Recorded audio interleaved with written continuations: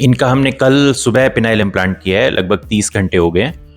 और अब ये पेशेंट दूर से आए थे, बाय फ्लाइट आए थे, अकेले आए हैं और अब ये जाने के लिए तैयार है। इनका केस इसलिए स्पेशल है क्योंकि मैंने कल भी इस पे वीडियो बनाया था, क्योंकि इनका पेनिस का साइज़ तो वैसे ठीक लगता है, लेकिन जो पेट की तरफ कॉर्पोरा होता है, मतलब कॉर्पोरा पेनिस में भी होता है और फिर नीचे चला जाता है अंदर बॉडी के अंदर, वो बहुत छोटा था।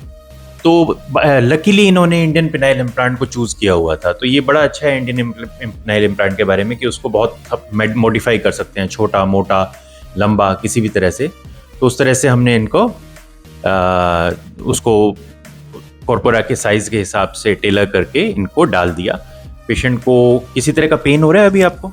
नहीं सर, कोई पेन नहीं हो रहा। कोई पेन नहीं है। बैंडेज, एक छोटी सी बैंडेज कर देते हैं, जैसे अब 30 घंटे हुए तो मैंने अब बैंडेज कर दी है। अब इस बैंडेज को ये उतारेंगे और इसके बाद कोई बैंडेज करने की ज़रूरत नहीं होती है। बार बार बैंडेज कराना कोई खास समझदारी की बात नहीं है, अनलेस एंड अनटिल आप उसको हर 24 घंटे में चेंज कराओ। ज़्यादा अच्छा ये रहता है कि हम बोल देते हैं कि जैसे हमने अब बैंडेज कर दी, घर जाओगे आप बैंडेज उतार दोगे, दोबारा बैंडेज करने की ज़रूरत है ही नहीं। आप टाकों को साबुन पानी से आपने धोना है हर वक्त, दिन में 2 बार धो उतना ही अच्छा। गीला नहीं रखना, साफ कपड़े से सुखाना है। सुखाने के बाद उसमें क्रीम लगानी है और क्रीम लगाने के बाद 4-5 दिन तक क्रीम लगानी है, उसको खुला छोड़ देना है। 4-5 दिन बाद क्रीम भी बहुत लंबे टाइम तक नहीं लगानी है, क्रीम लगानी बंद कर देनी है, सिर्फ उसको साबुन पानी से धोते रहना है। 10 दिन बाद जो टाके होंगे वो टूटने वाले लगाए हैं हमने, कि टूट जाएंगे या घुल जाएंगे जिसको कहते हैं, लेकिन फिर भी 10 दिन बाद टाके निकलवा ही लेने चाहिए। कोई भी आम डॉक्टर, MBBS, BAMS कोई भी इन टाकों को निकाल सकता है, इनमें कोई स्पेशलिटी नहीं होती। अगर ना भी पूरे निकले तब भी कोई बात नहीं, घुलने वाले हैं, लेकिन अच्छा है कि सारे वो निकाल दे। निकलते ही जैसे ही टाके निकलेंगे पेनिस की स्वेलिंग कम हो जाती है। जो दर्द है वो तो आज भी पेशेंट को नहीं है, पिनाइल इम्प्लांट में दर्द नहीं होता आमतौर पे।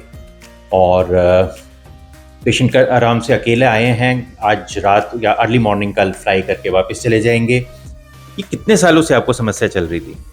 ये सब 2 साल से थी। 2 साल से थी। तो दवाइयों से कुछ खास आराम नहीं होता। दवाई खा के कोई आराम नहीं होता था? थोड़ा बहुत होता था, मगर परमानेंटली नहीं होता था। साइड इफेक्ट्स भी बहुत होते थे उससे। उससे पहले 2 साल से पहले ठीक आती थी रक्षा? हाँ सर, आते थे। इनके पेनिस में जो हमने एक अलग बात देखी है वो है, बहुत यंग पेशेंट है। जब ऐसे यंग पेशेंट को हम कॉर्पोरा जब खोलते हैं, जब सर्जरी करते हैं, तो ब्लीडिंग होती है काफ़ी ज़्यादा, कॉर्पोरा से बहुत ब्लड निकलता है। इनकी कॉर्पोरा की वॉल बहुत ज़्यादा थिक थी, मोटी थी वॉल थी, अंदर स्पेस बहुत ज़्यादा नहीं था। वॉल बहुत ज़्यादा मोटी थी, मतलब ऐसे जैसे मेरी उंगलियां हैं और बीच में थोड़ा सा स्पेस है और सारी की सारा कॉर्पोरा की वॉल ने उसको ढका हुआ था और अंदर ब्लड कम निकला। ये बहुत रेयर देखा है मैंने। ओल्ड एज में आमतौर पे जब हम खोलते हैं तो ब्लड नहीं निकलता, लेकिन इतनी यंग एज में कम ब्लड निकला।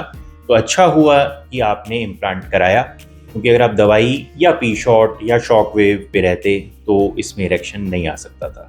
लेकिन अब ठीक है, थोड़ा बहुत भी इरेक्शन आएगा तो आपका काम चलेगा। साइज आपका ठीक लगता है आपको? ओह परफेक्ट, ठीक। साइज इम्प्लांट से ठीक मिल गया। बहुत से लोगों को ये डाउट होता है कि भाई पेनिस के बाद, पिनाइल इम्प्लांट के बाद क्या साइज कम हो जाता है? साइज कम नहीं होता, लेकिन ग्लैंस पेनिस में चूंकि इम्प्लांट नहीं जाता तो वो ग्लैंस पेनिस छोटा रहता है, लेकिन आपकी अपनी इरेक्शन आने लग जाती है तो ग्लैंस पेनिस भी बड़ा हो जाता है। Thank you.